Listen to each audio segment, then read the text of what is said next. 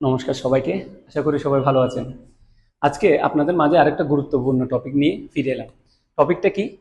টপিকটা হলো nervous system. এটা অ্যানাটমি এবং ফিজিওলজির মোস্ট ইম্পর্টেন্ট একটা টপিক। বিগত বছরগুলোতে আমরা দেখতে পেয়েছি নার্ভাস সিস্টেম থেকে আমাদের ইকিউতে যথেষ্ট পরিমাণ প্রশ্ন এসেছে, যেগুলো আপনাদের জন্য কমন। আপনারা চাইলে এগুলো নোট ডাউন করে রাখতে পারেন। তাহলে নার্ভাস সিস্টেমটা কি জিনিস? আমাদের ব্রেনের মধ্যে যে ফাংশনগুলো হয়ে থাকে, যে কার্যকলাপগুলো হয়ে থাকে, যে ধরনের কাজ, যে ধরনের মেসেজ এবং যে ধরনের ব্যালেন্স, যেগুলো যে কাজটাই হোক না কেন, সবগুলো কাজ এই নার্ভাস সিস্টেম দ্বারাই সম্পন্ন হয়ে থাকে। তাহলে আমরা জেনে নিই আগে নার্ভাস সিস্টেমটা কি। তাহলে দেখি ডেফিনিশন অফ নার্ভাস সিস্টেম, অর্থাৎ নার্ভাস সিস্টেম কাকে বলে। আচ্ছা, the nervous system is the bodies control and coordination system. Nervous system হলো বডির নিয়ন্ত্রক অ্যান্ড কোঅর্ডিনেশন, অর্থাৎ সমন্বয়কারী। সমন্বয়কারী মানে হচ্ছে কি ব্যালেন্স, অর্থাৎ ব্রেইন আর আমাদের বডির যে একটা কার্যকলাপ সেটাকেই কি করে নিয়ন্ত্রণ করে, ঠিক আছে, নিয়ন্ত্রণ করে এবং সমন্বয় করে, অর্থাৎ দুই দিকেই ব্যালেন্স করে চলে। সেই সিস্টেমটাকে মূলত নার্ভাস সিস্টেম বলা হয়। এবার বলা হয় যে it helps different parts of the bodies work. তাহলে ইট হেল্প মানে সাহায্য করে। কি সাহায্য করে? ডিফারেন্ট বিভিন্ন পার্টস মানে হচ্ছে অর্গান, বিভিন্ন ধরনের অংশে অফ দ্য বডিজ ওয়ার্ক, আমাদের দেহে যে ধরনের কাজগুলো সম্পন্ন হয়ে থাকে সেই কাজগুলোর করতে সাহায্য করে থাকে টুগেদার, একসাথে। তাহলে কিসে ভাবে?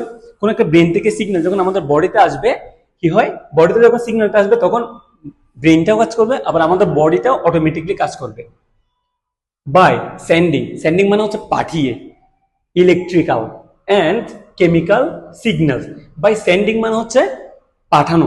তাহলে একটা কি পাঠাবে? ব্রেন থেকে কোন একটা জিনিস পাঠাবে।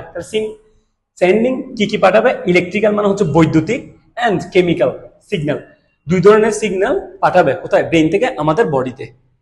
থ্রু আউট দ্য বডি, বডির মাধ্যমে এই দুই ধরনের সিগন্যাল কাজ করার যে প্রক্রিয়াটা, সেটার জন্য সাহায্য করে কে? Nervous system. তাহলে মূলত নার্ভাস সিস্টেমটা কি হলো? কন্ট্রোল অ্যান্ড কোঅর্ডিনেশন সিস্টেম, অর্থাৎ আমাদের বডির বিভিন্ন কার্যকলাপ যেগুলো নিয়ন্ত্রিত হয় সবগুলো কিন্তু ব্রেনের ফাংশন দ্বারা হয়, এবং সেই কাজগুলো সবাইকে বলা হয় একসাথে আমাদের নার্ভাস সিস্টেম। ক্লিয়ার সবার? আচ্ছা, এবার আমাদের বিগত বছরগুলোতে আমরা যে প্রশ্নটার কথাটা বললাম সেটা হলো আমাদের ইকিউতে, বিএসসি হোক ডিপ্লোমা হোক, দুইজনেরই আমরা দেখলাম দুইটারে এই নার্ভাস সিস্টেমের যে টাইপসটা, এই জিনিসটা খুবই কমন। প্রতি বছর বিগত প্রশ্নগুলোতে আমি বারবারই দেখতেছি এই জিনিসগুলো। তো মোস্ট ইম্পর্টেন্ট এই ইকিউর জন্য, ঠিক আছে। তাহলে নার্ভাস সিস্টেমের আমরা কি জানবো এখন? প্রকারভেদ। তাহলে নার্ভাস সিস্টেমের প্রকারভেদ তাহলে কি কি? দেখো, এটা হচ্ছে টাইপস।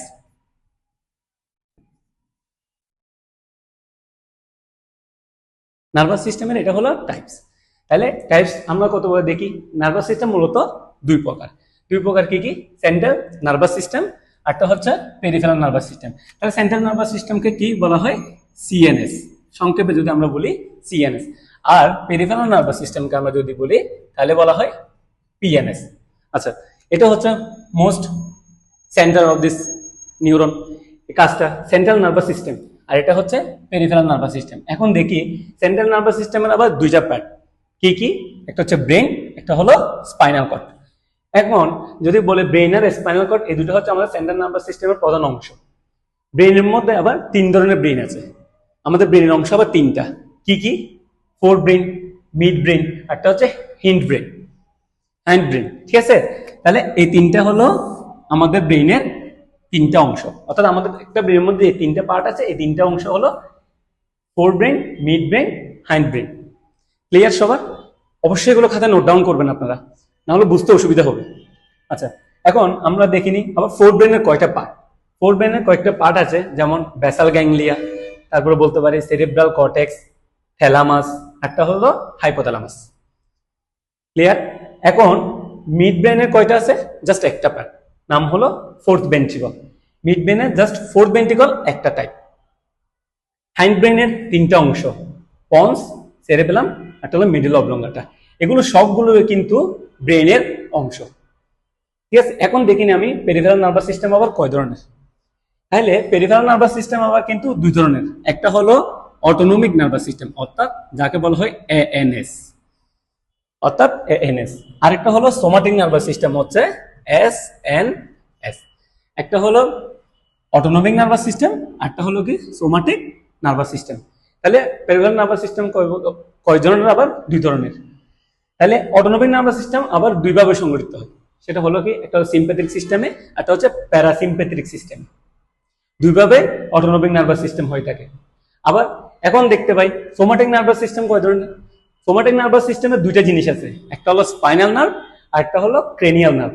তাহলে এখন দেখতে পাই স্পাইনাল নার্ভ, আমরা আমাদের বডিতে স্পাইনাল নার্ভ অর্থাৎ দেখতে পাই কয় জোড়া, 31 পেয়ার অর্থাৎ 31 জোড়া। এবং ক্রেনিয়াল নার্ভ যেটা হলো 12 পেয়ার অর্থাৎ 12 জোড়া। স্পাইনাল নার্ভ হলো 31 জোড়া আর ক্রেনিয়াল নার্ভ হলো 12 জোড়া।